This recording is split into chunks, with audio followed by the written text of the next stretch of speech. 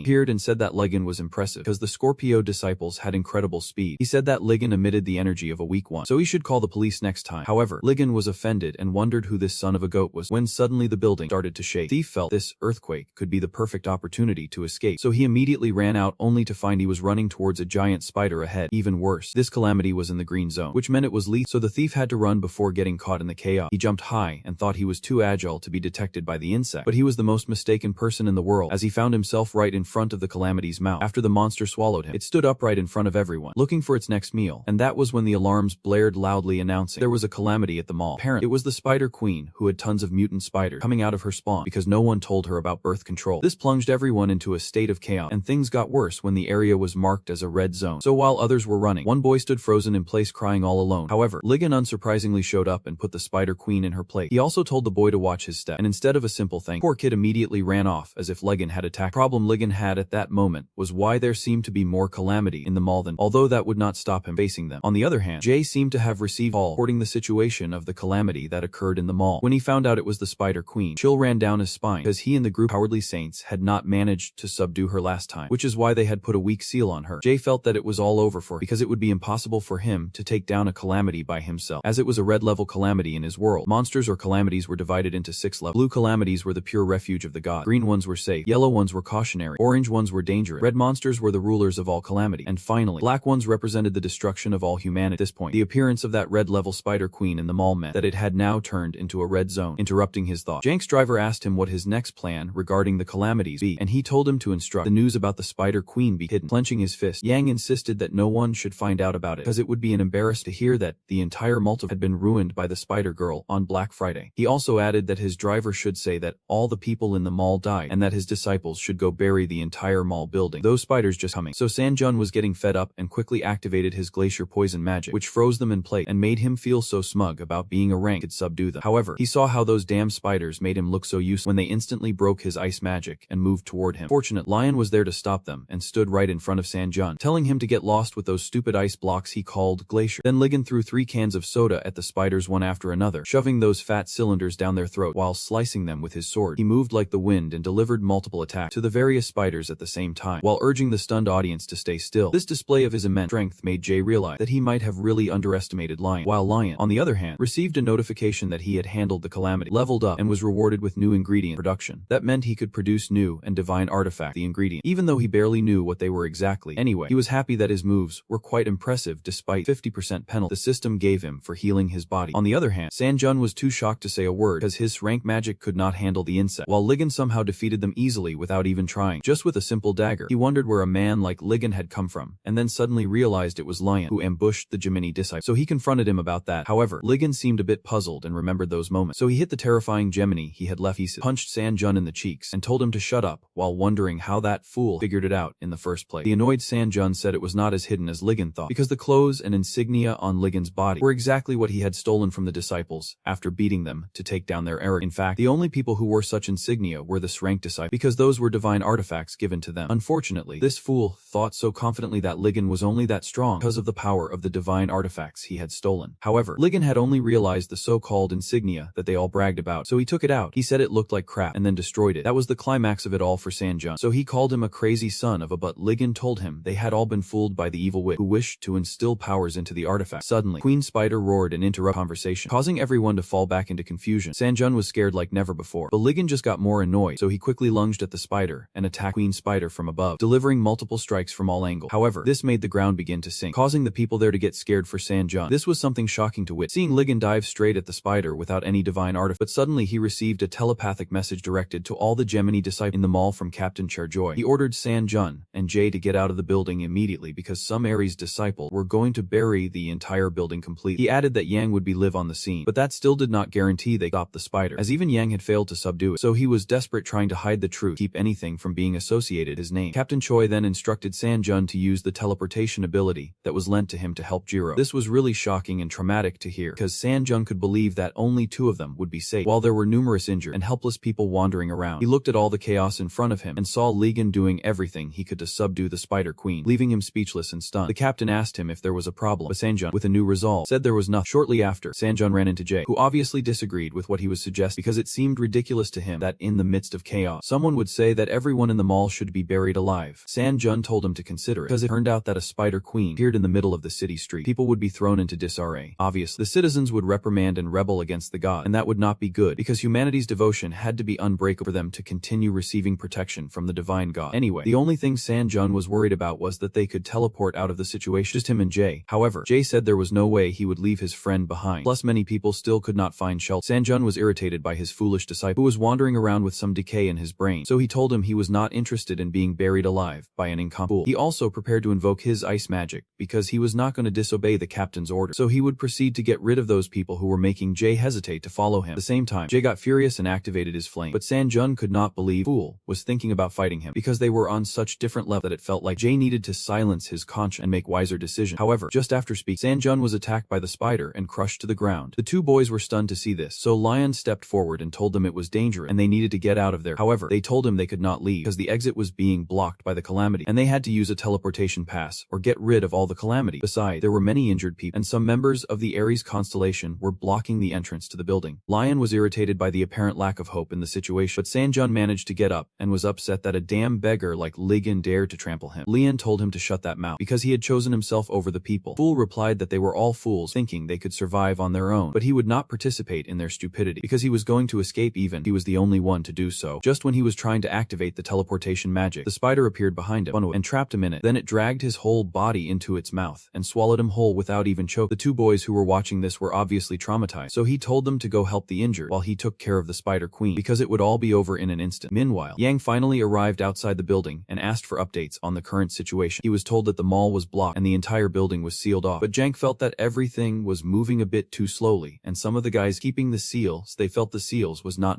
working properly. Something was blocking it. Suddenly, an explosion of energy broke the seals and Ligon's enormous python burst through the chaos, intimidating Yang because its third leg was not that big. Suddenly, the trapped victims ran out of the building seeking refuge, sharing that some guy had killed all the spiders. Yang, who heard this, found it impossible to believe that someone had killed because he himself could not do it. So he said he would check for himself and ignored all his bodyguards' warning. He launched himself into the building, some pretty quick and impressive move, and his eBay bought Batman. Fat Guy soon got a reality check when he saw that the Spider Queen and her subjects were actually dead, so he was very surprised that someone could achieve such a feat when he himself failed. There were still traces of the battle, and he tried to investigate what had really happened, but an energy kept drawing him in, growing stronger as he walked toward it. However, he got distracted by something else and realized Hugo was present in the building, which disgusted him and made him think that it was Hugo who had actually won the battle. Just as he was about to leave, a deep, dark, terrifying male voice asked him if Yang's life was more bearable in his absence. It was obviously Ligon, and Yang certainly could not ignore that voice, so he was terrified to his core and stuttered Ligon's name several times. Outside the building, an ambulance was present, so the paramedics attended to the injured. Meanwhile, Jay and Jin were curled up in a blanket with Jay, reconsidering that Ligon might actually be the famous Ligon and Jen he claimed to be. This was because, despite their different appearances, their movements were the same. Suddenly, Hugo appeared and asked Jay why he was there, but Jay felt embarrassed to see his father and wished for just a minute he were an orphan. While Hugo was not happy that his son was talking to him like he was his seventh lover, he was glad the kid was not seriously hurt and that he would be fine after a few treats. Anyway, he asked if Jay was in the area and if he had seen who really defeated the Spider Queen. However, his son started to act like a moody teenager on expired steroids, so Hugo laughed and blamed everything on the stupid woman he chose as his wife. However, when he heard Jay mention the name Legion, he switched to a playful mode and asked where Lion was and if Jin knew him. The bewildered boy said that Lion was inside the mall and was the one who defeated the Spider Queen. At this point, Hugo asked for more detail, but just behind them, part of the building exploded and Yang appeared from the rubble, brushing off the dust. Lian pointed out that it was remarkable that Jang attacked him out of nowhere, even though they had not seen each other in 20 years. However, Jang was asking who this guy was because although he looked like Lion, the old man he remembered had a face full of scars and a different voice, so it could not be possible that Ligon was so young. He was confident and even confronted Lion about his planning the same, but Ligon was confused. Yang continued talking about how Ligon did not know his place and was opposing, so he should be prepared for whatever was coming. However, while running toward Lion, he punched the fat guy in the stomach because he was annoyed that Jay thought he was lying. He threw the stupid fat guy miles away and left his body in the rubble because it seemed he needed a good old-fashioned beating. Before listening, Lion confronted Jay for stealing his divine art of his belonging and forging his will, so he was going to take his revenge as he planned to kill one of them one after another. He also said he would go after Yang's property, including his house, divine artifacts and the other saint. However, Jang was not going to let Ligon have his way because the way Ligon spoke and acted, he was definitely not bluff, and the fact that he could not predict Ligon's moves made him think that this could be Lion, who had survived the tower. He still felt it was impossible, so he said that if Ligon really was who he claimed to be, then he needed to prove it. At the same time, Yang activated his full powers and summoned multiple portals from which multiple swords emerged. Lion was notified that the divine god of Ares, known as the Jade Emperor, had appeared before him, but Ligon remained almost indifferent because only part of the divine god had shown up. With a single finger movement from Yang, Lion was trapped and bound by multiple chains. Meanwhile, Jank felt this was enough to prove that he and his divine god were not weak. After that attack, he began to rain down 1,000 swords and activated his royal tool called the divine god's weapon. He then scattered them around the room, and Ligon mockingly said, "That was amazing," but this annoyed Je, who quickly redirected all the swords at once towards Ligon, and they began to rain down, only stopping when the boy was completely covered in swords from head to toe. Jang thought he had dealt with Ike, so he walked triumphantly towards and said he was quite surprised to hear that Ligon had returned from the Demontar, or had come back as foolish as always, because it was foolish for Ligon to fight someone like him, who had leveled up with experience points. He asked Ligon if he thought he had been playing for 20 years, but right in front of him, Ligon's magic shone through the rain of swords, and emerged victorious with multiple cuts on his body. carving his way through the thousands of swords and delivering a strong punch to Yang's fat, ugly face, sending him flying into the debris with his lost tooth and bleeding nose. Yang truly accepted that Ligan was who he claimed to be, and the wounded maniac recognized he was indeed the feared and revered Ligan Yen, who had successfully returned from the demonic castle while Ligan's body healed, mocking Yang by saying that his weapons used to look ugly. The loser was astonished by Ligan's regeneration speed and said that such restoration was impossible even for the healers of Aquaria. As a reward for surviving a near-death experience, Lian received the unlocking of a skill called the Dedamuthard Sense, so he thanked Jay for being the scapegoat used to boost his strength because he would be the first to test his new power. At that moment, the status window showed that the god of Ares was astonished by Ligan and wondered how was still alive. After all, seemed he had nothing to say except to mumble like the disgusting fool he was, so the god abandoned him after cursing. This was the first time Jay saw a god disappear, so he screamed desperately and Ligan told him not to cry because it would only make Jank feel as much pain as he had felt in the demon castle. On the other hand, Hugo came in with some men and they both tried to figure out what the hell had happened in that building. Suddenly, Hugo felt a familiar energy and activated his special vision ability, which led him to find John Table lying lifeless in a crater. He obviously realized that Ligan was behind all of this, although he wished his crazy friend had not left such a huge mess behind. The other men tried to track the man's location, but Hugo told them to step back for a moment as he blew up the ground with his powers and landed on the lower floor, where he found John lying life among the debris with some beautiful title that Ligan had assigned to him. Hugo could not imagine the disaster that Lee was about to cause, not knowing that his friend had already gone to visit Jace's residence to reclaim what rightfully belonged to him. He moved toward the building, where he hoped to get his hands on the divine artifact that had been stolen from him, but there were a bunch of useless guards he would have to get through to achieve it. Anyway, he infused a nail with his power and started shaking it, causing a massive attack that affected all the guards present. After this, the nail transformed into a clay ball that was a divine artifact and had rank transformation ability. Acquiring this skill gave him access to a creation workshop could be used for production, repair and dismantle. Just when he decided to leave, Zhang's artifact could be strongly felt and easily detected from afar, so he decided not to leave the building empty-handed and opened the door that led to more treasure. At the same time, Hugo arrived at the place hoping not too late, but he actually was because Lion had already turned the Yang Guild into a historic monument. Hugo was really tired of his friend's mad, which was getting out of control, so while Lee was dragging his loot, Hugo saw. When they both saw each other, Hugo ran crying to hug Ligan, but he ran straight into another guy with crutches. He kept talking non-stop, saying that Ligan should have contacted him, come back to him immediately, and kept talking about Ligan's terrible condition. Ligan was already tired of not being recognized by Hugo, so he woke him up with a flying kick. When Hugo looked up and saw Lee's special divine artifact known as the slime, he realized it was Lion right in front of him. Ligan threatened to hit him again. Hugo jumped on him and kept crying and sniffling all over, happy to see his friend alive after 20 years. However, Ligan rebooted his antenna with a punch to the stomach because he just wanted a hug from Hugo's mom with the giant milk factory. At that moment, Lion was notified that the god of Sagittarius, known as Apollyon, had appeared and, in fact, a dazzling god appeared behind Hugo, who was extremely surprised to see him there. The men were confused by Apollyon's sudden appearance, but it turned out he was questioning Lion's survival and asking to verify if it was really Legion. Hugo asked how he planned to carry this out, and Apollyon said that all he had to do was shoot Ligan with a flaming arrow for a certain reaction to occur. Poor guy tried to prevent Apollyon from doing it, but he failed, although nothing really happened to Ligan. However, Lion suddenly changed the subject and started talking about how he was going to take revenge on Hugo and end his life because he found out that his house had been sold. His will were written and all his reliquaries were missing. Hugo desperately tried to explain the situation, but Lee insisted that he just wanted to at least punch Hugo in the face repeatedly. He got what he wanted, and although Hugo survived with a good punch, he was glad that his friend was alive. However, Yon's kidnappers suddenly appeared, preparing to take revenge on Lion for stealing the relic. He had forgotten that he was in a hot race, so Hugo asked him what the hell he had stolen, and Ligan claimed it was just a couple of things. Obviously that bag was much more full than just a couple of things, and Leon should have been congratulated for a job well done, but Hugo burst into tears again because he was fed up crazy guy calling his friend. On the other hand, the guards realized that Ligu was not on their level, so they called someone who could handle his monstrosity, and a chaotic situation occurred followed by the appearance of a supreme beast known as Pizu, the domestic god of Ares. When the beast landed, Liganer's status window warned that all his riches and relics could be confiscated, which made Hugo a bit worried for his friend and told him he should throw away the things he had stolen from Zhang and run away. However, Lion had some plans up his sleeve, so he immediately signaled his slime to bring him a sword, even though it was just a glorified kitchen knife. He planned to use it against this domestic god and was already in game mode, asking the sword to reveal its true form. The torrent of power was so intense that even Hugo was surprised, but soon the kitchen knife in Lion's hands transformed into a serpent sword. Apparently, the knife was a relic that had now awakened through the power of the serpent master and had given him the critical hit element. The sword was sharp and gave increased attack damage. Meanwhile, 13th sense ability possessed by Ligan made the weak points of his enemy visible. It was finally time to use his 13th sense, so when he activated it, a few weeks of the beast with a lion's head were revealed, and Ligan was thrilled to unleash chaos. Watching his friend bravely face the terrifying beast, Hugo remembered the old days when Lion never felt defeated by the challenges thrown at him, so he was cheering Ligan on that beast in its place. However, he saw the beast nearly crush Ligan to death, and he was so scared that he snapped back to reality. Of course, everything was fine with Ligan, who emerged from under the beast's foot, lifting it with one hand and complaining about the stench. Now was the moment for Ligan to throw something, and within seconds, the beast's limb was flying right over his head. The beast growled in pain and disbelief, then became enraged enraged and activated its own special abilities that involved absorbing all the wealth around. In response, Leon raised the sword again and activated the Snake Master features. He then swung it at the beast, sending shockwaves of pain and agony, not just through the monster, throughout the property. Much to everyone's dismay, it seemed like that was the end of the battle and the end of the beast. And since this was the first time Hugo saw how powerful his friend was, he was amazed that Leon had taken down a household god. Lion was rewarded with a boost in his divine experience points and was asked if he wanted to keep the wealth beast as his household god. Even Ligon was surprised that he now possessed the power to shape household gods, something only the 12 divine gods could do. But the moment he touched the household god, its power flowed into him and revived. As a result, Pizu became a household god of the serpent constellation, though he turned into a miserable pet seeking love and affection from Ligon. For Ligon, it only pleased him to have the wealth beast under his control, which meant he could use it to store his treasure. All this only made Hugo more curious and eager to know what exactly had happened to Lion while he was in the demon castle, and why he had gained such a skill now. The moment the system allowed Ligon to rename the household wealth beast, he did not hesitate to call it Piggy Bank. Later, Lion was at Hugo's house and called him Thor because he had lost his V card before him and even had a child as proof. Meanwhile, Ligon was trapped in the tower with monsters fighting to see who would get his morning wood. Lion stopped talking and finally stood up, acting like a hopeless stray dog. So Hugo told him he could stay with him since he lived alone anyway. He mainly felt regret for the word he had used earlier, thinking that Hugo's wife had left him for a much younger guy with meatball that did not fall apart like his. However, Hugo changed the subject and asked Ligon what had happened in the tower, because he had been outside fighting against the calamity and did not understand why the other saints were holding the demon lord's head instead of Lion, who had defeated him. With a slight smile, Ligon shared how he was betrayed by his teammates and left in a trap with endless swarms of calamity, not to mention that the red-eyed beast had come back to life. This was a big shock to Hugo, so he explained further that the red-eyed beast they saw was not in its true body, and the real beast was deep inside the tower with the body of a dragon. However, even that was not the big threat, because there was an overpowered administrator who had the ability to revive dead monsters. Somehow, Lion managed to defeat it, but he used so much energy that he collapsed and died. Soon he woke up and found no monster, but realized he had been blessed with ability. Then, Lion concluded that whoever stabbed him in the back must have known the architecture of the demonic tower, as they were able to trap him in a cave filled with numerous calamities. For his revenge plan, Ligon intended to hit the guys who stole his asset, but he was especially thinking about dealing with one particular person who had stabbed him in the back from the very beginning. Planned to create the weapons he would use to hit them, starting by setting up a workshop. Create anything. The system began to suggest some material, and in the item log, Ligon saw the corrupt essence of the Spider Queen and the fragment of a calamity, both of which he could absorb. However, he decided to combine them with others, create a divine relic, which ultimately resulted in the creation of an ego called the Imitation Horse. This horse operated in such a way that if Ligon wrote his name on it, it could absorb the magical potential of anyone it touched at a rate of 10% magical power each hour. This was quite impressive for both, but Hugo found the horse rather ugly, and Leon got upset because he spent tons of magical equip to create the horse. Lion claimed that he was initially going to help Hugo create a relic with the remains of the material, so Hugo pleaded with him and promised to make his eyes turn white. Anyway, Ligon's next plan was to defeat the other saints one after another. Hugo reminded him that they would first have to draw them out of their respective territory, which would be nearly impossible. However, Ligon felt that he could lure them out with his special artifact stolen from Eri, known as the Golden Beauty Chest, which could store an infinite number of objects and multiply them. Ligon paid the price for it. Even Hugo agreed this could bring the other saint, because it was one of the most powerful artifacts in his country, but he wondered why Ligon would not draw it out, did not use it. Lou drew it out because he discovered that Hugo was a poor saint, so he brought the box to finance both of them with the golden chest. Lion planned to multiply the artifacts they had so they could face the saint, but once again Hugo was so useless and had no idea how to activate, so they were back to square one. Later, Lewin suggested they look for another method, even though he had already sent a transmission message declaring war on the other saint. Hugo could not believe what his friend had done, because it meant they were one step closer to eternal death. Meanwhile, in a conference room, a guy named Olive, the divine captain of House Leo, had to call his subordinates a bunch of spineless insects because they could not get rid of a spider that was the spider queen Ligon had defeated. He had jokingly mentioned before that Ligon might have resurrected from the dead, but this caused a conflict between him and the divine captain of House Eri, Choi. However, Oliver maintained that the only one who could really deal with the calamities was Ligon, as shown in the subjugation video he watched. However, the other guy said he had taken hits from other saints and also obtained their weapon. They claimed that with that kind of support they would have defeated the Spider Queen, but Oliver mocked them, and Choi boldly replied that it was actually them who defeated her thanks to the sacrifice of this ranked disciple. Once again, Oliver responded with the most sarcastic comment, and a battle between the two divine captains was about to ensue. However, their president was somewhat disappointed and wondered when the Blue House had become a den of bullies. Suddenly, someone burst in and told him to check the news, which showed some photos of Yongolyo and a short handwritten message that was exactly the same as Ligon's handwriting. Back at Hugo's house, he was upset with Ligon for taking such a bold and risky action on his own. The fact that he had killed John was already a problem, but he made things worse by making the announcement he did. However, Ligon said that Yon Tablua was not dead and that he had transformed him into an adult Teletubby. At the end of the day, Lion went through his power upgrades and discovered that the workshop had the look of God. The first third sense, super regenerative activity, the body of 100 poison, and divine battle, which allowed him to use his remaining power to unleash the state of a god. 3 sec. Meanwhile, Hugo was shocked to discover that the stuffed toy was actually Yun Table Ye, but all of this was thanks to Ligon gaining experience during his battle, which allowed him to restrict the soul of Yun Wue. Later, Luyun took out a weapon was the same knife that had been stabbed in his back and said that this was what made him fall into the trap. Hugo saw that the blade was not an ordinary blade, but more importantly, he realized that it was not Zhang who had stabbed Ligon. Anyway, Lian decided to stop by an artifact shop because Zhang had said he saw the inscription in the store. As he left, some men dressed in black visited the chaotic battleground of Ligon, the household god Eri. They reported their findings to an Aquarian saint named So that Je, the saint of Eri, and the presence of the divine god were no longer there. The agent suggested that Zhang might have disappeared with all the wealth, and Sophie thought he had fled and made a deal with another saint. However, her agent suggested that Ligon might have kidnapped Zhang, and Sophie burst out laughing and told her sister to stop with those jokes. The agent had no choice but to apologize, and Sophie, over the phone, told him her plans to visit the divine artifact shop to sell some items in preparation for an upcoming auction. Suddenly, another agent burst into the bathroom and announced that other saints would also participate in the auction. Meanwhile, in another faction belonging to the Lion, Saint Stephen was informed by his subordinate that Leon's artifact would be displayed at the divine auction. The moment he heard this, he dropped the weight bar and smiled wickedly, saying that the artifact would definitely be his. Meanwhile, Ligon had just teleported to the divine artifact shop with the help of Jay, who was there to introduce him to an appraiser. But suddenly Jay remembered something, and Digyu noticed he was checking his phone. So he asked if his boss was bothering, and then returned the sheet. Eventually, they arrived at the place where the SS-rated appraiser lived. But on the other hand, the crowd was amazed when the holy Aquarian Sophie entered. However, they told him to wait because the appraiser was currently with another client. But he got furious upon hearing that and had to pretend to be sweet and all that. Still, he wondered who the hell could be there. But unbeknownst to him, it was Li. The appraiser asked who had created the artifact, and Lion said that he was the one who had created it. Then the man asked if he had any connection to Lion and what kind of relationship he had with. Lion asked why the man insisted on knowing this, and he replied that most people did not know that besides Ligon's famous combat power, he had also been a legendary producer in his lifetime. The appraiser had seen so many counterfeit artifacts, but that particular one was an item created by Lion, and he felt it in his bones. This man confessed to knowing so much about Ligon because he had been a disciple who benefited from Ligon's generosity. The man was severely blushing and made Ligon so uncomfortable that he wondered how deep he had gotten to provoke that reaction. Leon thought that maybe the man had been his student in the past, even though he did not remember having any student. Anyway, the appraiser thought Ligon was an aspiring student of the famous Ligon, so he shared a notebook that he claimed to have received from Ligon after being recognized by him as a student. Strangely, Lion seemed to recognize the notebook as one he had lost and suddenly remembered there was a rookie who had chased him all over China and made his life miserable. Although the guy claimed that Lion had given him the book, protagonist eventually realized that it had been stolen from him because the notebook contained notes about production. Despite how valuable the item was to the guy, Ligon's handwriting reminded him of his grandfather's with parts, so he could barely read what was written. Leon thanked the gods that the guy did not know what it really contained because it had the list of girls he had conquered in his past life. Anyway, the appraiser soon calmed down and handed the note to Lion. He believed that a talented young man like him could make good use of it. When Liuno checked, the notebook began to react to his power, and the system said that the book would evolve into a divine artifact. It soon turned into an artifact that stored memory, and the appraiser was amazed because he had never seen such a unique ability in his life. Suddenly, someone rushed in to inform him that something was happening outside, specifically that the saint was there. The appraiser Jin did not understand the commotion because the saint did not seem like a big deal. In the meantime, Sophie noticed that a lot of people were looking at her, and her insecurities made her wonder plastic surgeon had messed up her nose job. Besides, Jay suspected her sudden appearance at the hardware and wine store, as she usually only showed up at official events. Sophie got tired of waiting, said she would talk to the appraiser herself because she would have to buy her divine artifact at a high price to afford the auction fund. When she tried to enter, the guard told her there was still one guest inside. Sophie became curious because she needed to know who that guest was and why they were getting such special treats. She brushed past the guard and found herself face to face with Lion, but the moment she saw him, she could not help fall in love with him. She felt very attracted and wanted to approach him, but suddenly Ligon's huge snake lunged at her, leaving her stunned. She fell to the ground, and everyone worried about her, but she was still trying to recover from the overwhelming magnitude of the magical power she had just felt. As if hundreds of snakes coiling around her, she immediately got up and ran for her safety, while the appraiser wondered why she was fleeing. Leon thought that maybe she was sick. The status window showed it was because she had approached the snake fearlessly. As a result, Ligon's divine power also increased due to her ability to steal divine power from gods and others. The system warned her that if her divine power reached 0%, she would lose her zodiac and become weak. She asked if the woman was the saint everyone was talking about. The tamer was even more surprised that Leon recognized her by sight. When Ligon learned her name from the tamer, she burst out laughing because she could not believe that the Sophie she knew was the one everyone called the saint. Compared to the last time she saw her, Sophie had turned into a goddess after visiting 100 plastic surgeons to transform from an ugly, flat board into a stunning woman with a killer body. However, Ligon knew that no matter how beautiful she had become, she was still the same wicked-hearted person she had always known. She considered her a plague and not even a human being because, for her, skincare routines and Botox fillers were more important than saving human lives. However, she was not the only one who thought this way, as the tamer also said he did not understand all the fuss around Sophie, nor why people saw her as a saint when she was really just a pretty face with a malicious heart. He knew that she had been Eigen's doctor and tried to get funds raised in her name, but he stopped just in time, right when the government intervened to manage Lion's fund. The appraiser noticed that Lion was calling her with such familiarity that he asked if he knew her, and Ligon replied that there was no way the saint did not know him, since they were old friends. Meanwhile, she still could not get over Ligon's overwhelming power, because it reminded her of the old and famous Ligon and sent chills down her spine, so much so that she preferred to die. So she sent her personal bodyguard back to the pawn shop to find out Lion's true identity, but her bipolarity in and ordered her to start a massacre. However, the hitman said that the appraiser was highly valued by Virgo and that they still needed to sell their item. But Sophie was reiterating Ligon's point that she was just a pretty face without brains. She offered to give the bodyguard her divine artifact and lend her the power of the god, but the guard hesitated because it was forbidden for the saints to use their power in a neutral district. However, Sophie blackmailed her for not following her order and used some sort of hypnosis, made the guard accept immediately, saying that Sophie's will was the will of the god. She knelt before Sophie and received the divine necklace, claiming that there was no way to disobey the will of 12 celestial beings that ruled the world. Meanwhile, at the pawn shop, water began to slowly seep through the ceiling and Ligu did not notice, so he asked where it was coming from. Meanwhile, Jay was taking a walk through the district when he noted the ground was wet. Even though it was not even raining, he could feel a strong presence of mana in the water and saw that his reflection looked strange, but before he could do anything, a hand reached out to grab him. He escaped the attack, but the reflection took on a physical form and he felt a strange aura that he was wondering what it was. Apparently, many others were experiencing the same thing and were wondering what strange thing was happening, unaware that their beloved saint was sitting comfortably atop a tower, creating those creepy creatures led to the replication mirror. Apparently, those who had just been replicated were only low-ranking disciples, but in their large number, they could take down their target. Jay saw Sophie's bodyguard and confronted her for using a battle skill in a neutral zone, so he told her to cancel it immediately. She responded that she could not because everything she did was under the saint's order and that it was the will of the god for her to carry out those atrocious crimes. She immediately activated the divine artifact and a bright light illuminated everything, so Jay quickly intervened trying to stop, but he failed. The light exploded toward the sky and those water figures enveloped those who were in the street. The bodyguard headed towards her next target, who were the appraiser in the divine artifacts shop, and Lion ordered the figures to capture the appraiser first, and they disappeared instantly. Jay got trapped in a water bubble and was too helpless to stop anything from happening, so he was just hoping to find a way out before completely losing consciousness. In the meantime, Ligon could see a body of water floating on the ceiling, while the diviner confirmed his suspicions by pointing out there was a large amount of mana in the atmosphere. But before he could do anything, the diviner was attacked by the bodies of water. Although Ligon barely escaped the attack, he saw a knife pointed at his throat, and the guard told him not to move. She also told him that she personally had nothing against him, but she was attacking him because the saint was not very happy with him, and it would be best not to do anything stupid. He wanted to keep his head on his shoulder. Anyway, she told both of them that Sophie had ordered her to get rid of them, but if they just apologized to her and bought her divine artifacts at a high price, she would put in a good word for them with the saint. However, Ligon simply grabbed the knife, broke it, and said it was strange for someone to pull a weapon in public so bold. The woman was shocked, just like the diviner, who could not believe that Ligon had broken the divine artifacts of Aquarius with his own hand. The bodyguard got angry because she had lost track of Ligon not moving, so she attacked him with all her power. But Lion simply split the attack with a single cut and asked for more. Clearly, he was enjoying the fight. Watching Lion's impressive move, the bodyguard realized that the saint was right about Lion's strength and how dangerous he was. She decided to take him out right then to prevent him from hurting the saint, so she pulled out the divine necklace and summoned water wolves made from the goddess's slimy fluid. Ligon loved the turn of events, so he took some knives from the butcher, who had previously told him to take whatever he wanted. Lion charged at the water wolves and cut off one's head, after which he discovered it was the chalice of the water of forgetfulness. He was really excited because by determining that the beasts were at least level or higher, he knew he would receive top-tier reward, and indeed, he received some pretty juicy reward: the mirror shard of nocturnal food obsession and tenacious grip. The bodyguard was astonished by what she had just seen because Sophie's summons were defeated way too easily. Loon coldly said he hoped she had more tricks up her sleeve, but the bodyguard knew she did not and accepted that if she kept fighting Lion, she would die. She immediately ran away, warning that Ligu would not get away with it, but no one cared about her scream. The manager was trying to understand who the hell Lion was, but just then, Jay burst in to inform him that Sophie's disciples had gone wild and were attacking people randomly. He could tell that the saint had also sent her summons to Porligan, so he advised them to flee before she sent more. The hunter interrupted them right then, because he remembered the combat patterns of the Legion from 20 years ago, and they were exactly the same as what he had seen in Ligon moments before. He then asked Ligon if he was really the famous saint, but Lion gestured for him to be quiet and smiled at him, making the hunter nearly melt mentally. He turned to leave but said he would come back for the material, while the manager leaned in excited, begging him to return someday. On the way, Jay asked Lion why the saint was attacking and if he had become her enemy, but Ligon told him to wait and pay attention to something he would show him. Then he took him to eat some and told him to stuff himself as much as he wanted, even though Jay thought it was too expensive. However, he had picked up a badge the bodyguard had dropped when leaving, and it was supposed to be very useful. It was a badge that could be used like a card and was meant to store the abilities of other gods. Anyway, Lion was happy because he could eat free, while Jay continued to doubt the situation until someone approached him. He turned around and saw Captain Choi, but Ligon did not seem very excited to see him because he was the boss who constantly frustrated Jay. Choi asked Liuno about someone Jay had mentioned before, and if it was the same person who had defeated the incredible Spider Queen with just a deadly stare. Lion asked what that had to do with, and Choi told him it was part of his job as a divine captain to recruit extraordinary talent. However, Lion asked how he planned to bribe, and Choi told him that one of Lion's artifacts would be in his grasp. That immediately caught Lion's interest, realizing they intended to auction off his belongings, so he could not even refuse even if he wanted to. He agreed to go with Choi. First asked if the auction house was nearby, and Choi replied no, because Lion's belongings had to be auctioned in an appropriate place, specifically in the nearest auction house in the world, known as the Rich Fortress City, Drachma. Later, the big auction. Sophie was sitting in a very uncomfortable position and was even turning blue from worry. Soon she was joined by Steven from House Leo, who told her that if she was going to keep shaking like a wet leaf, she might as well leave or something like that. His manners irritated Sophie, but she had to tolerate him because his performance was unmatched, and he was the man who had even surpassed Ligon, making him the safest choice for her. He told her that a certain weapon belonging to Igun was going to be his, so she should not even bother trying to auction it off. When he got up to leave, Sophie asked him where he was going, but he said that was not her business and that she should just sit and watch. Sophie had to calm down and convince herself there was no way Ligon would show up in a place like this. Later, Hugo showed up to Sophie's surprise and was pleased that a juicy client had walked right into his trap. His problem was that he did not know exactly where Lion was, but he was pretty sure he would show up since there were tons of artifacts at the auction. Sophie approached him and asked if he was okay, but he seemed annoyed by her sudden appearance. She mentioned that he used to be the face of the saint, but now he was so withdrawn, probably because he had few disciples. Hugo did not care about any of the nonsense she was saying, so he told her to shut up and get lost. Still, Sophie said he was just trying to ignore her again without a justifiable reason, but acting like that would make him lose his kid, just like he lost his wife. With a cynical laugh, she hinted that his wife was probably dead because he was incompetent as the head of the family and had caused the ruin of their home. Sophie's taunts were more than enough to infuriate Hugo, who erupted in anger and launched an explosive attack at her, reminding her that he had already told her law. However, Sophie held his hand and asked him to control his temper, hoping he had not forgotten the truths they agreed on 10 years ago. Then she activated her powers and reminded him that he had to reject his half-saint status. But suddenly a voice out of nowhere called her a plague, and Sophie froze in place while Lion pointed his finger directly at the center of her forehead. Hugo was glad to see his friend arrive, and when Liu asked him what he was doing there, he replied that he had just come to prevent Lion from causing chaos. Lion joked that it seemed Hugo liked, and then turned his attention to the saint, asking why she seemed to be literally everywhere he went. From Sophie's perspective, Lion was a thorn in her side. She hated him and feared him from the very beginning. He had a face that even Frankenstein would not accept. He was aggressive, relentless, and always watched her with a cold stare. 20 years ago, Ligon burst into her sanctuary, ignoring all the guards' warning, because he had a single mission: to talk to Sophie. She wondered why he had suddenly gone crazy, but he simply pointed to the wall and asked her if she was so desperate to see him dead. Sophie pretended not to know what he was talking about, so Ligon told her that he had sent her to the rear of their formation, tend to the people injured by the calamity. But instead, she was back in her room goofing off while dozens of people were losing their lives, all to protect her. Without hesitation, he dragged her, telling her that she had promised to help heal the injured, so she had to keep her promise. However, Sophie said she did not care if those peasants died and that, in fact, they should be grateful for having saved her life for the sake of humanity. She asked why Lion scorned the saints so much when the public already condemned them, saying they were more useless than a Trump coin, and that is why she was not interested in cleaning up any mess for the disaster. Lou could not believe what he was hearing, but Sophie did not give him time to understand before throwing him out of her sanctuary because she had to put on makeup and looked like a scarecrow. She quickly pulled her hands away from his grip, but Ligon slapped her on the cheek and yelled, dragging her outside until she treated the injured and passed out shortly after that particular incident. Sophie hated, but that did not stop him from being the one who woke her up 20 years later while she drooled like a hungry, desperate dog tied to a chair. It took her a while to process reality, so she let out a loud, frustrated scream when she realized what was happening. She demanded to be released immediately, but Lion was surprised to see that she had not changed at all over all those years. In her mind, Sophie planned to distribute the acidic fluid in her hand to melt the rope binding, intending to prove that holding her was a waste. She planned to find Steven and escape with, but Lee pointed out that her tricks were so disgustingly cheap, even a blind person could tell what she was trying to do. Soon he felt a burning sensation in his finger, and this time it was Sophie's turn to call him stupid because she had a natural defense mechanism where her body produced acid whenever someone touched her. Now the acid would gradually dissolve his whole body, starting with his hand, since that was Aquarius's strongest protection ability. But to his surprise, Leon fully recovered. Next, Lion cleared the air regarding any pending issues between them. First, he heard that Sophie was spreading rumors saying she was his personal doctor, that she was also the one who attacked him in the appraisal shop, and finally, that she was talking a lot to Hugo. He raised his hands to put her in her place, but she begged him to listen, and it seemed like he was giving her a chance just to end things by hitting her several times. Hugo's biggest concern was that this cloudy-headed friend of his had taken gender equality to a whole new level, giving Sophie a beating similar to what he would give a fighter. The most important thing at that moment was that Igun's divine status was rising minute by minute, just like his reward, which only made Hugo wonder which divine god was raising his divine status in the battles of Ligon. On the other hand, abruptly stopped attacking the poor saint when he noticed she had fainted again. His divine status had risen to %, even though the fool did not understand what that meant, so he asked Hugo. Apparently that was a divine power used to manifest and maintain the power of a divine god, and he could steal divine status from the disciples of other divine gods. But if his power dropped to 0%, the corresponding zodiac would lose its power, and it could lead to death. With all this, it meant he could become stronger. But Hugo reminded him to ask Sophie about the dagger. Lion was pretty sure Sophie would not dare stab him, and he had already found someone to help investigate the dagger issue. It was time for him to head to the auction. So he said goodbye to Hugo and told him to throw Sophia in any trash can of his choice. Hugo was left with Elio to figure out what to do with Sophia. Just then someone came in and Hugo realized it was Steven, who took a sec to assess the situation in front of him. He soon lost his temper and asked Hugo what the hell he was doing there. It seemed like it had been a while since both men had seen each other, but this meeting was hardly friendly, and Steven was very serious about business. He said he was there as Sophie's ally because she had asked him to. Steven asked Hugo why he was there, and Hugo replied that he was there for personal matters, which were none of Steven's business. Leo Saint sensed that Hugo was also after the divine artifact of Eigen, which would appear at the auction, but Hugo was completely unaware and knew nothing about it. To make matters worse, Steven mocked Hugo, telling him he was so poor that he could not even afford to daydream, but Hugo hit back, asking him if he was still collecting the divine artifact that belonged to Lion. In reality, Steven never acknowledged Ligon as a more powerful force than him, but he felt inferior to him and continued collecting the different artifacts that he created randomly. Hugo asked him if Steven was doing that because he thought it would make him as strong as Lion, but the man fell silent for a second, and the next thing that happened was that he exploded with rage. Hugo did not wait for a reaction and also activated his power to defend himself. However, Steven extended his beastly paw and grabbed Hugo's hand, reminding him that he was nothing more than a weak fool and warning him not to talk about Ligon in his presence. The angrier he got, the more power flowed through his body, to the point where his divine god appeared behind him. Then he claimed to be stronger than Lion, but at that moment some of his guys burst in to inform him the Gemini disciples were buying up all of Lion's items, which definitely caught his attention. So he left the battle against Hugo and told his guys to deal with Sophie however they wanted, since the auction was more important than the brat. Before leaving, he turned to advise Hugo, saying he should warn Ligon to control his personality and stay low-key if he wanted to stay alive. Soon, Steven left Hugo behind, who stood ashamed, noticing how hurt his hands were from Steven's strong grip, reminding him why he was worthless. Meanwhile, in the VIP room of the auction house, the Geminis seemed to be winning more and more bids for Ligon's divine artifact, and that is how the first session ended, with a short break for the next one. Apparently, Lion was the brains behind all the victory and was excited to reclaim all his stolen artifacts, so Choi told him he could buy as many as he wanted. Lion appreciated the generosity, but Choi reminded him it was all because of how talented he was. However, Jay did not support this because the items were worth billions in hard currency. The man said it was fine, but then told Jay to take care of the grape juice bill, which left Jay frustrated, but he could not do anything because the man was his superior. However, Luan said he had already paid for everything, and Choi realized it was his own black card that Ligon used, so he was surprised because he did not know when Lion had taken it. Defending Jay, Lian said he had paid in advance because it was not fair for Choi to make his subordinate pay instead of. The cheeky Choi pretended he was going to give his personal card, but in his thought, he was not so happy with the game Ligon was playing. However, if Ligon was really the supernova who defeated the Spider Queen, he was willing to take advantage of it and did not care about the cost. Then he redirected the attention back to the main top and said that he valued Ligon a lot because he saw him as a potential of that rank or higher, and even see more if Ligon received blessing of the god of Aries. While he was speaking, Liu noticed that Choi was using a mind-controlling fog the others could not see, which could make anyone trust him. Choi continued saying that Ligon could become the successor of the saint, or even be one of the 10 saints, and then he would be extremely wealthy and possess the strong authority of the Aries wizard. Now it all depended on Ligon's decision to accept Choi's proposal and step towards great. Unexpected, Lion burst out laughing and said, in summary, Choi was asking him to become a servant or a poor divine god. Choi was surprised by Ligon's sudden change in mood and tried to cheer him up when someone at the door said that the auction items were already present. This was a perfect opportunity for Choi, so he let them in, and a woman entered presenting one of the divine artifacts and a certificate of authenticity to Ligon. Choi was surprised to see this and asked if he had bought the divine artifact from Lion, but Lian simply said that he allowed him to get whatever he wanted. Choi was very scared because he knew that Steven wanted the artifact, so he said to return the item, but just at that moment, the door was smashed open by a tremendous force, and Steven entered demanding to know who dared to lay a finger on his item. When he saw Steven, Lion asked him if he was the one pointing at the divine artifact, but Choi quickly apologized to Steven, saying that Ligon was a newcomer who did not know what he was doing and that he would return the artifact. Steven said it was fine as long as Lion admitted his mistake and returned it. Choi felt relieved and said that Steven could pay for the artifacts when he was ready, but Steven indirectly said he was not going to pay and pointed out that was Choi's penalty, putting his hands on something that belonged to Steven. The saint covered Choi's fragile skull with his palm and almost made his brain explode, but realized there was no brain at all. Loin told him to stop talking nonsense because what he had earned already belonged to him, and he could only sell it to Steven for a premium price of 200,000 million. Somehow, Ligon's audacity surprised Steven, who burst out laughing and commented that Gemini was no longer full of cowards, while Choi was devastated beyond words because Lion was acting like he had a death wish. However, Steven pushed Ligon aside and told him he liked him for his bravery. He then asked Ligon to introduce himself because he felt their meeting was destined. Steven introduced himself first using his power. Lion just looked at him and noticed that Steven was acting so arrogant because his power had increased a little, but he still could not deny that Steven had real combat power, were much better than Sophie or Hugo. The divine god Leo appeared and tried to tear apart the divine serpent of Lion, while at the same time, Steven landed and put his hands on Lion's shoulder with a shocking burst of power that filled the entire room, point that it seemed Lion was going to beat it. Jay and Choi had worried expressions on their faces as Steven bragged about how he had managed to paralyze Ligon. However, he then realized that his attack had no effect on Ligon, and Lion asked him if he was shaking dust off his shoulder. The man was confused and asked if Ligon had redirected directed the attack teleportation. But the proto called him a muscle-brained fool and reminded him that the ability called Rock Breaker that Steven had used against him was actually created by Lion, so the ability would not work on. Years ago, Steven had begged Ligon to teach him the ability so he could use it to save, but apparently he was only using it for his own interests. Hearing the truth surprised Steven, who wondered how the hell Lion knew everything about him. But just then, the auctioneer announced the second phase of the auction. Again, Steven was much more interested in the auction to worry about his confusion regarding Lion, so he headed to the auction while Jay went to check on how Lion was doing. Meanwhile, Choi tried to analyze Lion's movements and understand how he had dodged the attack, but all he could come up was a question about Ligon's true identity. Later, the auctioneer began narrating the story of the Berlin Wolf incident that occurred 24 years ago when an unknown calamity attacked an island in Germany. It was a total catastrophe, caused all weapons and armor to melt, and the 12 saints failed to subdue the calamity. However, Ligon appeared and defeated it with a special artifact, and that was going to be the first artifact of that phase of the auction. Steven smiled widely because he was sure that the artifact finally be his after years of dreaming about that weapon. His memory drifted back 20 years when they arrived at Calamity Island. It had been 4 days since Ligon entered, and they still had no confirmation of what was happening inside, and they had no way to get in due to the strong poison surrounding the island. Steven was frustrated because all attempts to enter had failed, and Ligon was just a fool who did not have the blessing of the divine god, yet still managed to be infinitely better than Steven. He wondered if he was lacking power, subordinate, or skill, but while he was lost in his thought, it was announced that Lion had successfully exited the end. He looked up and discovered that Lion had survived a battle against the calamity that everyone thought was impossible to defeat. Now, once again, he was the hero, and his fellow saints were jealous. But Steven suddenly burst out laughing and stood up while tossing his weapon behind him because he no longer needed it. Now he had found something better, which he thought was his disadvantage compared to Lion, and that was a weapon. Back at the auction, the lady prepared them for the reveal of the art, and everyone was filled with curious anticipation. But Ligon already knew what was going to be shown, and so did Steven. However, Steven saw this artifact as the weapon that would make him the strongest man on Earth. But what no one knew was that just above the building, a monstrous beast was hovering over them, having sensed the power of Lion's divine artifact strongly. Anyway, the woman described the special artifact as the strongest bone club, known as the Big Bone. But now it was time to find out who would get it. Ligon's fan club consisted of men like Ji Choi, who were upset that their weapons fell into the hands of another useless person. But Ligon really did not understand why they had to go crazy, so he tried to calm down, who refused to listen. He even told Captain Choi to make sure the artifact was not auctioned off. The opening bid was 1.1, but it soon rose to 50 million in the next 5 bids, and for some strange reason, kept going up as Lion became more famous, and also made the divine god more famous. The guy was basically confused about why people were spending so much money on a very useless piece of object. Jay told him to shut up, because obviously that piece of bone was very valuable. Jay started a spiral of explanation, teach the main guy how important Eigen's creations were, and that they considered themselves the best men, the soul, who knew what they were doing, capable of going to extremes just to get their hands on these products. Of all the men, the most obsessed with Ligon's products was Sando Steven, who had traveled all over the world trying to collect every piece of artifact that belonged to Ligon. For Jay, the most unfortunate thing was that the artifacts mainly belonged to Steven's collection, because most of the profits went to an account managed by the government. Well, this was quite interesting, since he discovered he would make profit in his account anyway, so he sat back to enjoy the show, even as the artifact went 50 to as high as 100 million pesos. But to everyone's astonishment, Steven pushed it to 1 billion, and the whole room went silent. He repeated to himself and said that if 1 billion was not enough, he would buy it for 10 billion peso. With this, the woman called the outrageous figure for a counteroffer, but no one could bid beyond that amount for a silly piece of bone. It was finally sold to Steven. At the end of the day, it was announced that Huso Grand had been sold for 1 billion. Some janitors overheard this, and daydreamed about having such a large amount of money, even though that was far from their reality. However, the sudden appearance of the dragon-like beast at the window made them change their mind. Meanwhile, Steven shamelessly displayed his big bone, and was cheered on by the hungry crowd. But suddenly, there was a loud crash from the roof, and everyone was thrown into chaos. The dragon beast lifted its head, and was glad to have found the divine artifact. So when it saw Steven holding it above his head, it roared terrifyingly and charged at the man. However, Steven was not going to let it go without a fight, so he overcharged the big bone and swung it at the beast, causing it to recoil as it created a massive impact throughout the building. Steven was pleased with the presence of the calamity because it allowed him to test the power of the artifact, but soon his attention was drawn to the fact that the teleportation area of the magic tower was collapsing. This was creating such great chaos. The other inhabitants of the city saw the teleportation area of the tower as floating debris. The problem was that if the debris touched the ground, the floating island would collapse. All the disciples decided to gather their strength to prevent that from happening, so they began to concentrate their energies and direct them toward the floating debris, trying to get rid of it. However, all attempts failed, and they realized that their power was not enough to do the necessary damage. Finally, they gave in and started to flee the scene, but suddenly Apollo's fury was unleashed, and the debris was instantly burned. All of this thanks to Hugo's flame, and the people thanked him for being their hero. However, he saw another dragon beast began to slowly approach. It started to release a bloody substance from its mouth, and gradually poured it over the faces of the unsuspecting victims nearby, drawing them in and controlling their body. Just at that moment, Hugo was about to attack Flame, but before he could, a loud roar behind him startled, and he turned around to find the first dragon beast that had attacked Steven earlier that day. Its mouth was completely open, and its teeth were ready to bite into his flesh in the most undesirable way. Hugo's life was about to end before his own eyes, but Ligon came to the rescue, the dragon away from him. However, Hugo also fell backward and called for for help from Ligon. Lion told him to be a damn man and get it together, and with a bit of his support, Hugo gained some stability and thanked his friend for saving. But Ligon was so disappointed that even though Hugo was a saint, he was still weaker in combat than Ligon, who was just a production class guy. His mockery made Hugo feel very ashamed of himself, but he could no longer bear Lion's cruelty and attacked him. Then Lion hit back and called him a shrimp, who almost became disaster food. But suddenly they were drawn by a distant scream from a voice that belonged to Steven, who was upset and furious because they were interrupting his experience, the divine artifact. But right behind them appeared the skeletal dragon, and Lion remembered that he had more than one enemy to deal with. However, Steven's powers showed on his back and warned them not to get in the way of his show while demonstrating the powers of the big bone. They thought he had gone crazy and lost all common sense, and they were right, because he certainly was not holding back with his power. So he warned them to step aside. With everyone almost out of the way, he created a whirlwind of destructive magical power that surrounded Ligon and Hugo using a real skill. As he descended, he laughed proudly at his work and watched the flow of his indestructible lightning storm. But that was just setting the stage for a bigger performance, because he wanted to test the power of the big bone for himself, and without the influence of any magical power. As they watched, his followers cheered and hailed him as the powerful saint who even surpassed Ligon. Rejoicing that they would survive after all, he faced the dragon with determination, told it to get ready for its end, which would be a punishment for going crazy and causing chaos with all its might. Steven swung the bone at the dragon and hit its head with all his strength, but it felt like a feather brushing against the dragon, and there was so much dismay and disappointment written on his face and the faces of his followers who were really supporting. He raised his bone, and both he and the dragon saw how silly and foolish he looked. So he overloaded and hit the dragon's head several times with his huge bony club. The attacks were only annoying the dragon and had little to no destructive impact on it. So the dragon got tired and struck Steven's cheeks with such force that it knocked him to the ground while doing a somersault into oblivion. Steven was confused because his attack had no effect on the dragon, which meant Ligon's weapon was not working. Meanwhile, Ligon and Hugo were still caught in the storm of light and had already become agitated, but Hugo could not break the ability because it was a real ability. Lion faced the challenge but warned that he would not let Steven get off easy once they got out of there. Eventually, they emerged from the storm and decided to get rid of the bone dragon. But there was a much bigger problem. They realized that some humans had turned into zombies under the dragon's control because the beast had dominated them with its ability as a tactic to use them as hostages, prevent Lion and Hugo from attack. At that moment, the best option Lion had was to face the problem head-on, but Hugo would only do it if Lion had a plan, and was disappointed to find that the empty skull only mumbled. While Lion was distracted, he was about to be attacked by a zombie. Hugo rescued him in time, and Lion grabbed the zombie's head and smashed it against his magic tube, breaking the bloody hypnotic effect used by the dragon. Hugo was terrified for his life because more zombies closing in, but he discovered that the guy was no longer a zombie and had passed out. He asked Lion how that had happened, and Lion blamed his own strength. Hugo admitted that he certainly was not going to be able to do it because he lacked Ligon's level of strength. However, Ligon had no room for losers, so he said he would handle everything himself, and this seemed to activate something in Hugo, who decided to protect Lion while they were on the mission. Prepared for battle, and Hugo readied his fire arrows to shoot at the beast, while Lion ran at high speed through the crowds of zombies and freed them from the curse of the skeletal dragon. While doing this, the ugly stupid dragon spat more bloody vine and aimed at more, but Ligon, thinking the attack was meant for him, charged at the beast to take it down. However, he realized bloody vines were aimed at the people behind him, but just before they became more fire arrows burned them and saved them from being hypnotized. Lion thanked Hugo and focused his attention on the skull, concentrated his magical power in one hand and fired it at high speed towards the dragon, causing it to explode into pieces. When the beast was defeated, Lion was quite sure that those under the beast's spell would soon be free. Just then he looked at his phone and saw something strange happening. Then the system window repeatedly showed that he had shattered a calamity with his own hand and had gathered divine power. This brought him to a divine power level of 81%, and since the charge rate exceeded 70%, the system asked if he wanted to use his power to activate the battle garden. Although he did not know what it was, he decided to give it a try and accepted it. Coincidentally, Steven was holding the large bone in his hand and seemed quite frustrated because the bone was not working while facing the beast. He wondered if he had not managed to unleash the true strength of the bone, or if he was still weaker than the beast. From a distance, Ligon and Hugo watched him along with their defeated followers, who were wondering what to do next after seeing their hero fail so terribly. But they were drawn to a bright light that represented Lion's power. It was so overwhelming that he used it to tear through the storm barrier, and seeing this, Steven thought it was impossible and incredible that Ligon had broken through his true ability. At the same time, the dragon riders realized that instead of chasing the divine artifact, they would have to get rid of Lion because he was the most dangerous person to deal with. However, when the dragon approached unbrushed teeth, Ligon responded with his power and pushed the beast in such a way there was a massive collapse that destabilized the foundations of the earth. As the beast fell to its death, it wondered how a human could possess such authority, and if it was possible that there was not a human at all. By that time, Ligon had already had enough of its nonsense, so he simply lifted his leg and stepped on the beast, the sole of his shoe. All of this seemed like a science fiction movie to Steve because he knew there was only one person possessed such an impressive amount of power, and that person was none other than Ligon, his old companion. And now that they both recognized each other, Lion asked him if he had enjoyed dragging his name through the mud. However, Steven was still in denial that this was the same Ligon from before. The lion grabbed his big bone and swung it back and forth while Steven was trembling with fear, but soon the bone was squeezed so tightly that Ligu broke one hand and said there was nothing special about it aside from being a bone. This was his revenge for everything Steven did behind his back, and the final retribution was a tremendous blow to the fate, one so powerful that it caused a natural disaster, hurled Steven into the ebb. In the meantime, Sophie had been drooling and finally regained consciousness on the floor, even though her whole body ached. As for Steven, he was actually thrown into the depths of hell, and Ligon did not care at all, because he felt the guy was strong enough to survive that place one way or another. Meanwhile, the survivors of the catastrophic attacks were happy and relieved, so he immediately ordered his piggy bank to bring him all the useful things. While Paiji was doing his job, Lion reminded Hugo that they had to pick someone up or leaving, and that the person was named Suni. The moment Hugo heard this, felt like fireworks went off in his brain, but Ligon said very good things about Jay and the great potential he had, which made him worthy of being close to Ligon. However, none of this seemed to comfort Hugo, because he was more worried about his son's safety near Lion, who was a fool for boys with innocent look. He desperately wished to keep his kids away from him, because if they ever found out that Lion was still alive, his family would be shattered. Lion suggested using Captain Choi's teleportation magic, but Hugo immediately dismissed the idea and tried to make an excuse, saying that those Gemini kids must have already worn Ligon out. After considering what his friend said, Hugo realized that these guys had been dodging him from the beginning and said that he originally wanted to keep an eye on them, but now he realized they were not worth it at all. Just at that moment, a voice from behind called him Dad, and Hugo knew he was lost because it was his son's voice. He had just realized that he had been alive all this time. He turned around in horror and wondered why his son was there, but he demanded the truth, besides all the nonsense his father was saying about his children. Just then, the bloodbinders crawled on the ground, and a demonic voice called to Ligon, while sending one of the bloodbinders in the form of a sharp blade, aimed at his face. There was barely time for Lion to react, thanks to his beloved slime, which swallowed the blade. Ligon was saved. Turned out that his divine artifact gained resistance to poison, but he was so annoyed with his silly toy for eating random things off the ground that he tried to smash it. However, Hugo was quite worried and wondered those bloodbinders came from the remnants of the skeletal calamity, because things could really get dangerous. He recognized the slime from a book, said it was Lion's artifact. The incredible ability Lion had shown so far, the brutal magical power, and the only person his weak, rejected father would be friendly with. This was definitely the moment, and when he accepted it, Jay was very happy and cried tears of joy. Back at Leo's divine headquarters, the executives were celebrating a meeting where they discussed the sudden disappearance of Castellan, so Oliver ordered that the Gemini, known for their excellent detective, be hired to help him. However, his subordinate asked, he thought the Geminis would want to help him after all the fuss caused days ago from a fight that was undoubtedly won by Lion. Oliver thought foolish guy was thinking with his filtered brain, because Lion had already been defeated by the Geminis before, and was not as powerful as Steven. A phone call interrupted the moment, and the ringtone was basically a love confession from someone to Ligon. It was from a girl named Yo, the vice castellan of the Leo, who was a member of the committee. She apologized but was told to be a bit more serious because the castellan was missing, although she honestly did not care at all, because he was nothing but a fool and it made no sense to look for him, as they relied entirely on their strong bodies to survive, so they would be fine after all. Oliver scolded her and told her she should take more responsibility as vice, but she was so focused on her phone since her brother had sent her a message saying they had a new uncle who was super cool. She immediately turned around to go home and told everyone to do their best or whatever, leaving them all in a state of confusion while Oliver lost his mind and sneezed. Meanwhile, at Sophie's residence in the sanctuary, she was overwhelmed with tons of questions from reporters wanting to know more about her kidnapping and the rumors about Eigen's return. A couple of thugs were desperately trying to stop them because she needed to rest and promised an interview in the near future. However, Sophie really was not in her best shape and had essentially lost her mind, cursing Leo while torturing her face with the cheap face mask she bought at a garage sale. Later, she passed through the hordes of reporters wanting to know more about kidnapping, but a green light on her neck suddenly shone bright, and many of them thought it was a terrorist attack, but it turned out to be a holographic message from Ligon, who said he was not dead and ordered Sophie to tell everyone the truth about what happened 20 years ago. Sophie was in a state of distress because she did not know what to do. If she told the truth, the other saints would come after her, but if she did not, Lion would let her live in. She was completely losing her mind because of Lion, who was having an incredible time planning instant noodles after a stressful day. The news announced that Sophie made no official statement that day and chose to remain silent. Locked up in her residence, a guy watching the news, probably one of the 12 saints, saw this as a very bad omen. The next day, at Hugo's house, he and Lion were playing archery, and Hugo made some really good shots, but Ligon made them too, although he only had to follow the path of a Jigacha. Lion was having fun, but Hugo felt like he was just there to make fun of. Later, Jay came in with water and a towel for Lion, acting like a fool, while his dad grumbled with jealousy over their unnecessarily close relationship. He tried to ask Jay for water, but the kid told him to go get it himself, while Hugo cried on the floor. For his part, was checking the status window to see his new skill. The first one was that he had created a private palette, which was confined because the space level was too low. That space, known as the Sanctuary, was a territory where the Sable Ligon constellation resided and where he could wield and maintain his strength. He entered and saw that there were parts of the Sanctuary with wizards, so the status window allowed him to manage the Sanctuary and even move the piggy bank if he wanted to. After bringing a human member from his home, Lion would successfully strengthen the power of the Sanctuary. He thought deeply about which human member of his home to bring when Jay walked in and said something about both of them going out together. Hugo asked where they were headed, and Ligon replied that he had a lot of people to meet. The first was Choi, who still wanted to know if Ligon was interested in becoming a Gemini, but Ligon was really entertained searching between the legs of some hens and wondered Choi simply had nothing to do, or what. Anyway, Choi said that recruiting talented people was his job, and also that there was no way Lion was planning to escape with the millions from the Gemini money he used at the auction. The brief moment of silence violence made him realize that Lion was definitely planning to flee with the Gemini money. In his thought, he realized that although this annoyance was so bothersome, it was a good opportunity for him, because after dealing with John, Soph, and Steven, the next on the list was the Gemini Queen, who he described as a little rotten witch. He finally agreed to join the divine body of the Gemini, but with one condition, that Choi give him the badge he was wearing. The moment he altered that monstrosity, the guards were so upset because the saint had given that badge to Choi herself, but Ligu was not interested in talking to those useless guards. He mentioned the fact that that badge would grant him access to the benefit of being a member of the Gemini Cave, and aside from the empty promises of the divine cap, Ligon was interested in getting something tangible. He asked Choi how much he was willing to invest in a talent, and Choi told him to give him some time to think about it. Those guys thought their leader had lost his mind, but Ligo was not even patient with Choi and told him to hurry up with his decision because he had another appointment after this one. Meanwhile, Jay had been texting Ligon while waiting at an ice cream place where he planned to meet both Lig and his sister. He wondered if Ligu would like to lick his ice cream, but even more, he wondered how excited his sister would be to find out that Lion was the uncle she had been told about. He also planned to hand his dagger to Lee for him to sign it, but just then someone snatched the dagger from him, asking why he was playing with such a dangerous knight. It was a dumb blonde guy named Su, who was in a group of ranked disciples from Gemini along with his followers. Jay asked him to hand over the dagger immediately, but Su warned him to watch his tone. It seemed like the guy had gotten used to being a bully Jay, just because he was a bit older than him, so there was not much Jay could do in retaliation. Not to mention that Su was the son of a Libra saint. Obviously, the guy knew his advantage and continued to be a bully because he knew he could get away with it. So when Jay demanded his dagger back, Su's guys pinned him to the ground. They were so loud that they attracted a lot of attention from the crowd. You asked Jay why he was so attached to the dagger, and if it was something Lion had made, or a keepsake from his sleeping mother. The moment he mentioned Jay's mother, his anger overwhelmed him, and suddenly Ligon's dagger activated because it responded to its owner's danger. The weapon shone bright, and gradually Ligon appeared from the dagger trying to break free, while Su wet his pants in fear. On the other hand, Jay was happy to see his uncle and wondered how Ligon knew he was there. So Ligon explained that it was probably the consumable summoning ability he left in the dagger, which activated and summoned him immediately. Anyway, problem at that moment was that those fools were bothering Ligon, so he was going to teach them some discipline so they knew not to mess with anything belonged to him. Let us go back to moments before when Lion was still waiting for Choi's answer. When Choi agreed to give him the badge in exchange for the cap, that was a very low price to get a big catch like Ligon. Besides, he planned to retrieve the badge much later, so when he gave it to Ligon, he told him to take good care of it. Now it was time for Lion to sign the contract just before his unsuspecting eyes watched him disappear and brought along his hefty bill for the thousands of chickens Lion had ordered the gelato cup. Jay's goons lay unconscious on the ground, and Su in particular took a good beating from Ligon. Kid said he was in a Gemini rank and was the son of a company president, besides being the child of a holy pound. However, Ligon really did not care about his status and kept hitting him until he looked like freshly baked roll. The guy was half dead on the ground, so Lion told him to get up and take more of a beating. However, Su was irritated and had enough humiliation, so he got up and activated his magical defense came from a strange bull. He directed this force at Ligon, but that was illegal because he was using his magical powers in a neutral public area. The onlookers tried to flee from it, and Su seemed to be having a lot of fun wreaking havoc his window teeth. But Lion was so disappointed to find that there was no special ability behind all the theatrics he was showing, and said that the boy's weak flame would not even light a cigarette. Lian soon suppressed the boy's magic and obtained the skill data from the bull, but the system advised him to create a divine artifact. The obtained data protect him from corrupt, so he agreed to turn it into a skill and activated the Polaris Bull skill, which generated so much fire that Su was scalded and a big explosion occurred, throwing Su against the wall. Lian threatened the fool, telling him that if he ever touched Jay in his life, he would roast him on the spot. He also told Jay to call him the next time someone laid a finger on him. Just then, Nain burst into the room and found a disaster there, but Jay told him not to worry about that, because in front of her was a man who had overcome countless calamities, a hero who had saved humanity time and time again, and the star of the movie they used to watch when they were really little. That was the Legion Man, but he was quite incredible for Ya, because Ligon was way too handsome compared to the man she had known 20 years ago, who was covered in scars. He had been in the Demon Lord's castle for over 20 years, so it was to be expected that he would be in much worse physical shape. Anyway, she convinced herself that what mattered most was that he was safe. Her brother told her they could hear the fetishes of their horrible uncle in their head, so she reorganized her thoughts and introduced herself, thanking him for rescuing her brother. However, Leon told her not to worry about all that, because as long as they were Hugo's children, they were his niece and nephew. Yeah, what's happening? But soon she had to ask him for a favor, although she was quite hesitant about it. She thought it would just be an autograph, but just as she started to ask him for something, a fiery monster entered the building, and he thought that was her special request, but she immediately went into battle mode and charged at the beast with her spear, telling Ligon to wait until she presented a proper proposal after taking care of that dangerous creature. It was as if seeing Ligon had flipped a switch in Ya, but Ligon was only worried about the fact that she was bringing him a proposal like that. An announcement was made in the city to inform people about the presence of a disaster and to advise them to evacuate to shelter. There were already heaps of disasters present, but he kept going, moving at the speed of light and launching multiple attacks once to get rid of and return to present his proposal to Ligon. But seeing more and more disasters appearing by the second, he decided to get rid of all of them at once and activated a powerful move, starting to spin his spear at high speed. Then he threw it into the air at insane speed towards the monster. Once it was up, he said 2 words, Lodofosphinic, which set the sky on fire immediately. Watching her execute her ability, Ligon was quite impressed because, unlike his brother, she was an incredible fighter. She noticed Ligon watching her and got distracted for a moment, which allowed a monster to surprise her and almost rip her head off when Leon ran over and grabbed her, put her to safety. Meanwhile, the monster queen was surprised that they escaped her attack and planned to take them as pets, but Ligu promised to turn her into fuel for his gas stove. When the humanoid monsters showed up, Jay and his sister recognized them as belonging to the fantastic race, and I was determined to stop. But Ligon told her not to worry about the monster and to focus on keeping the surroundings safe. He said he trusted them with the surrounding and asked her to trust him to deal with the monster. They accepted and separated, although later they would work as a team. The humanoid monster whipped Ligon with closed whips several times, and he still wanted more, even though she was just having fun and was happy to have a pet she could train so easily. Again and again, she whipped him with her whip and tied him tighter, but just when it seemed like Ligon had given up, he broke free from the binding and told her she only had style and no substance. He asked her if that was all she had, and she proved herself by breathing out a destructive amount of flames that exploded like a nuclear weapon. Meanwhile, Jay was using his magical strongman ability to protect the citizens from being collateral damage, and at some point, he declared that his mission had been a success because they had evacuated the last citizen. But I was somewhat distracted as I was thinking about how the fantastic race was much stronger than Ligon, as they were the most dangerous race and ranked higher than the red-ranked monster. Again, she was worried that Ligon might be suffering side effects and injuries from his prolonged day in the demon tower, and she planned to help. However, Jay reminded her that Leon had warned them not to be on the battlefield, but she stubbornly ignored it. Meanwhile, on the battlefield, Lee had received a system notification asking her to choose her subject for strengthening. She selected a cube in the flames as her subject for the strengthening, and the monster woman was not even attacking anymore, so she decided to put an end to her madness before it started. However, while she was talking nonsense, Ligon appeared behind her and activated a skill called Thunderous Roar, which tormented the monster with endless lightning. While she caught some of the blows with her hand, she quickly took off into the sky and pinned Yua against the wall after slitting her throat, and then directed the giant fire-spitting monster towards Y to devour her. Flew toward her with his claws aimed in her direction, but Ligon climbed to attack the monster and launched it into the air, causing it to land on its back. The humanoid monster was shocked to see Ligon throw the monster with his bare hand, but Ligon threatened that if she touched him one more time, that would be her last. Meanwhile, the monster woman saw the eye of the serpent and nearly had a panic attack out of fear. She was terrified because she knew she would soon be devoured. It was a disgrace for someone of the fantastic race to be defeated by a mere human, so she fully activated her element and released an intense amount of mana so powerful that it nearly blinded Awa. The monster said she did not like her new form because it made training impossible, but she had to do it because Ligon was a worthy enemy for her hellish state. The monster planned to roast everyone until they turned to ashes, so she activated her calamity ability and a giant fire eagle appeared, launching her towards Ligon while she held her hands in shock, seeing her uncle being consumed by the flame. I was terrified and screamed Lion's name. However, it seemed that the flames did not burn him because he had activated his vinyl glove touch fire and stretched them with the flames from the hellish wing. This block surprised the monster woman, who could not believe that Ligon had used simple vinyl glove to block her attack. Meanwhile, Ligon's super regeneration ability activated, and he swore to make the witch pay for setting his city on fire, turning it into her forge of flames forever. She called it a humiliating act, but Lion asked her if she was wearing her vinyl glove. Just then, the system notified her that her hellish wings were too impure to become members of her home, so she would have to purify them first. Thanks to his fist, Ligon could simply perform the purification with just one hit, which he delivered repeatedly until there was no response. He wondered why it was not purifying, but it turned out she was already dead. She turned to her hellish lizard, but the animal quickly surrendered to Igun and was turned into his slave forever. She suggested several names for the hellish lizard, and the final name she decided on was, since the whole battle had come to an end, I went to check on how my other uncle was doing, and he had to make sure they were not hurt anywhere. I then reminded him that I had to make a proposal, so my mind went back to the conversation we had when she said the same thing, and this did not seem like something Ligon wanted to hear. Before I could state my opinion directly, I told him I was pretty sure he did not sacrifice his life in the demonic tower, as the rumors said, because I had always doubted their narrative. This was because, although they claimed he had sacrificed himself, I found it strange that Ligon was the most powerful saint of them all, but somehow he was the only one who did not survive the battle against the mortal Rede. Unfortunately, I could not investigate the matter due to a lack of sufficient evidence, so I reflected on it for all these years until I convinced myself that same day after seeing Ligon fight. In fact, I was now convinced that Lion had been sacrificed, but that they had discarded him with some malicious intent. Lion listened to her and praised her for her sharp insight, as the girl's deductions were really spot on. He told them about his suffering in the demonic tower, and both brothers were shocked to learn that he had actually been betrayed by one of the very saints they all admired. They were both extremely shocked and disappointed to find out that the so-called saviors of the world were actually killers and had tried to get rid of Ligon, who was humanity's last hope. However, Ligon told them that the reason went much deeper than they thought, and that the saints hated how much he stood out above and had even defeated Rede, all on his own. In fact, they now had the perfect opportunity to get rid of him, as the head of the monsters had been eliminated, and all they had to do was get the egg off their back so they could rule the world as they saw fit. However, this was still just a guess, and Ligu was not really convinced of the reason behind the betrayal. Jay was not happy to realize that all those years Ligon had been trapped alone in the demon tower, while others saints had taken the glory of his own conquest. Lion urged them not to cry over spilled milk because he would have his revenge against the saints for 1,000. Just then, he picked up his phone and found out that Sophie was planning an urgent trip to Korea for a press conference, so he got ready to deal with her as the last task on his agenda for the day. Later, in the conference room, a crowd of reporters was waiting to see Sophie and hear what was so important that it warranted a press conference in Korea. Some speculated it might be about the incident at the auction house, while others thought it would be about the rumored reappearance of Lig. Anyway, she was going to reveal something important that day. Even for Sophie, what she said that day would put her in the most complicated situation, so she wished she could run out of the conference room. Unfortunately, that would cost her something very big, since the divine artifact of Lion was hanging around her neck, and she was not completely sure what effect it would have on her if she did not fulfill it. Anyway, she had to do what Ligu ordered her to do, to her head on her shoulder, because even though the other saints were a problem, Ligan would end her life faster than all of them combined. With some doubt, Sophie announced that the reason for the press conference was to reveal certain truth about what happened 20 years ago. She made sure to remind them of the whole incident, and then confessed that the real person who defeated the demon lord Redai was Lig. Some people simply took that new information, but suddenly others realized that the saints had been lying 20 years, and it was not anyone else who subdued the demon lord. This made them question their whole life, and the big question finally arose: was Ligan alive? Sophie swallowed hard for a second and finally answered affirmative, but a mysterious guy behind her said there was no way that could be possible. She turned and saw a man named Yang, who was the saint of Capricorn, and he had such a dark aura around him that it seemed like he had come to steal her soul. Naturally, Sophie turned pale, and Jay said it did not make sense for her to continue with the press conference. Sophie had tried with all her might not to lose her composure in front of everyone, but Jay approached her and told her to shut up about whatever she was trying to announce, because she literally had one job: to sit pretty and act like a Barbie in paradise. He threatened her, saying that if she did not keep her mouth shut, everyone would see him ripping her mouth off live on television. Then pressed a button, took control of the press conference, announcing that Sophie was being blackmailed to testify false, but that he would intervene and handle the situation. He apologized for ending the conference so abruptly and for wasting everyone's time, but the reporters still had questions about Legion, so he exuded his hypnotic wicked aura and said the same old thing: that Ligan had died 20 years ago, and that if he were really alive, all he had to do was prove it by revealing himself. He asked why Ligan was not showing himself, but a reporter asked him who was blackmailing Sophie and why the culprit was specifically mentioning the name Yun. These questions and others were running through the reporter's mind, so they were just hoping Gan had something tangible to say. He was getting increasingly irritated by their insistence, so he started activating his deadly magic them in their place. But a familiar voice from the back asked he was trying to kill all the reporters. It was but before the guy could do anything, Lian kicked him in the face and tossed him off the stage. When Sophie saw this, she was doubly traumatized and started running for her life, because Lion had somehow managed to appear there. Jay was trying with all his might to recover. Lian took a break and even compared Yang's face to a rotten Egyptian mummy. Lion pulled out a weapon, looked like the tail of a strange bear-like creature, which turned out to be the unarmed torch. Anyway, Loon asked Jay who gave him the authority to end the press conference, but Jay responded with a question asking Lion because he belonged to one of the deadliest monsters that had recently been subdued. However, Lian told him to stop messing around because he had cloned himself. Jay was surprised that Ligan could perceive his special ability, so he asked him who the guy was. Lion dramatically replied that he was Ligan, the famous saint, and this shocked the entire audience, causing a moment of silence. However, everyone burst into laughter minutes later because it was quite a big joke, given that Lian was on the cover of a failed magazine. Jay calmly said that Lion was skilled, delusional, thinking he could pass as 30th saint. But before that statement was finished, Lion pulled their stuff out and told everyone they needed a good beating and that they could come for him if they were not afraid. This turned into a chaotic situation as the crowd fled from Ligan, who had lost his mind. So, although still scared, decided to take the opportunity to escape in the chaos. However, Ligan appeared out of nowhere and said that there was nowhere she could go till she fully confessed the truth about who the saints really were behind the mask and their false appearance. However, Ligan was suddenly informed that a very dark energy was heading toward, and indeed, the entire hall filled with an intense wave of magic. Sophie immediately said she felt the presence of a divine god, and the divine god of Jan spoke about how he did not expect Lian to survive the tower, but now that the guy had returned, it was time to welcome Light. Yeah,